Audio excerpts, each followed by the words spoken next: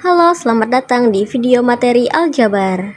Kali ini kita akan belajar bagaimana cara menulis bentuk aljabar dan substitusi bentuk aljabar. Tujuan pembelajaran kita yaitu 1. Meningkatkan pemahaman peserta didik tentang menulis bentuk aljabar. 2. Meningkatkan pemahaman peserta didik dalam mensubstitusi bentuk aljabar. Ketiga, mencari nilai suatu bentuk aljabar dengan cara substitusi. Baiklah, ayo kita mulai pembelajaran hari ini. Submateri yang pertama yaitu cara menyatakan perkalian dalam bentuk aljabar. Ada dua cara menyatakan perkalian, yaitu yang pertama, pada bentuk aljabar, tanda operasi kali dihapus. Kedua, jika mengalihkan bilangan dan huruf, maka letakkan bilangan di depan huruf. Perhatikan balok berikut ini. Bagaimanakah cara menghitung volume dari balok tersebut jika tinggi dan lebar dari balok belum diketahui? Sebelumnya kita buat permisalan. Misalkan P adalah panjang dan L adalah lebar dan T adalah tinggi. Berdasarkan rumus volume, maka kita akan mengalihkan panjang kali lebar kali tinggi, atau P kali L kali T. Rumus tersebut dapat ditulis menjadi bentuk aljabar seperti pada tampilan, langsung ditulis PLT tanpa adanya tanda operasi kali. Hal tersebut berdasarkan pada aturan cara menyatakan perkalian dalam bentuk aljabar. Langsung saja kita masuk ke contoh. Di sini ada 3 contoh, yaitu yang pertama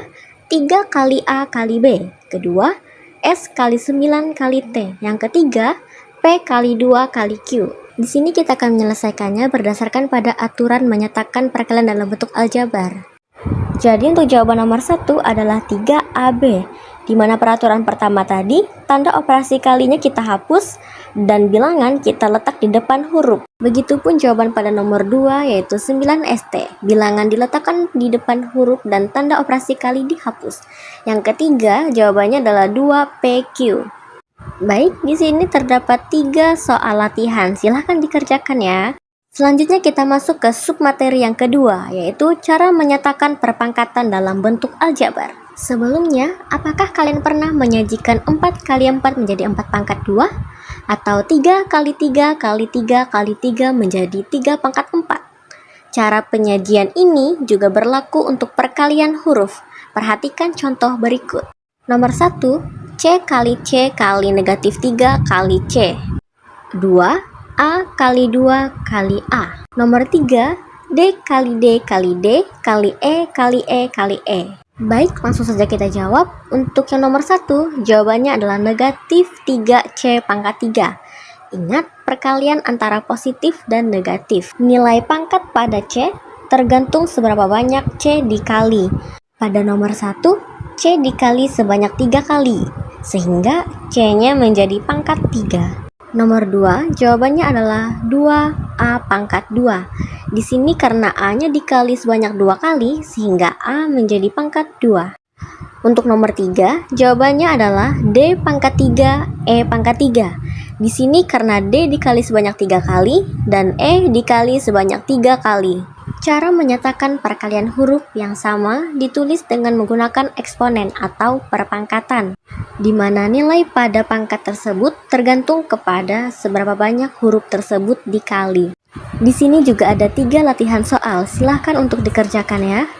Di sini kita akan masuk ke submateri yang ketiga, yaitu cara menyatakan pembagian dalam bentuk aljabar. Menyatakan pembagian dalam bentuk aljabar dapat menggunakan pecahan, bukan dengan lambang pembagian ya. Langsung saja kita masuk ke contoh soal. Di sini ada 4 contoh soal. Untuk jawaban nomor 1 adalah 3 per A, di mana lambang pembagian diganti dengan menggunakan pecahan. Untuk nomor 2, Y dibagi 4 dapat dinyatakan sebagai Y per 4.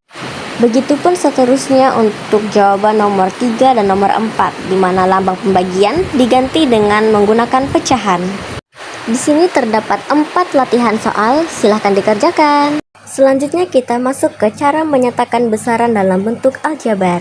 Langsung saja ke contoh soal. Yang pertama, berapakah jarak tempuh setelah B menit dengan kecepatan 45 meter per menit? Sebelumnya, kalian sudah belajar bagaimana cara mencari jarak tempuh, yaitu dengan mengalihkan kecepatan dan waktu.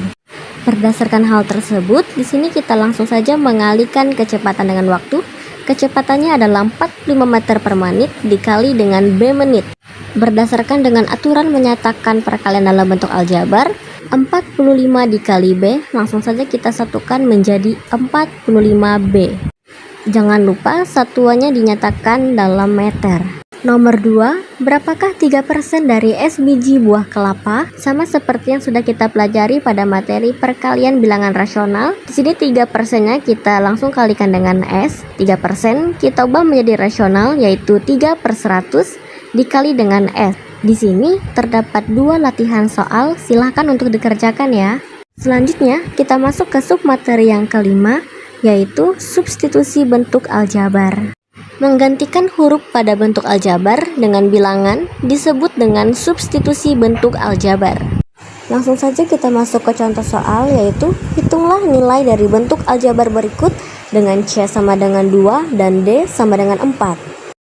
Langsung saja kita jawab untuk yang nomor 1, huruf C dan D kita gantikan dengan yang sudah diketahui, yaitu 2 dan 4. Ingat, pada bentuk aljabar 3C jika tidak ada tanda operasi di tengahnya artinya adalah perkalian. Baik, langsung saja kita hitung. 3 kali 2 sama dengan 6, 2 kali 4 sama dengan 8, lalu dikurangi dengan 5, sehingga hasil dari operasi tersebut adalah 9. Jadi, nilai dari bentuk aljabar tersebut adalah 9 dengan C sama dengan 2 dan D sama dengan 4. Pada nomor 2, kita menggunakan cara yang sama, yaitu menggantikan huruf C dan D dengan nilai yang sudah ditetapkan, sehingga dapat ditulis menjadi 4 kali 2 dikurang 3 kali 4 ditambah dengan 6.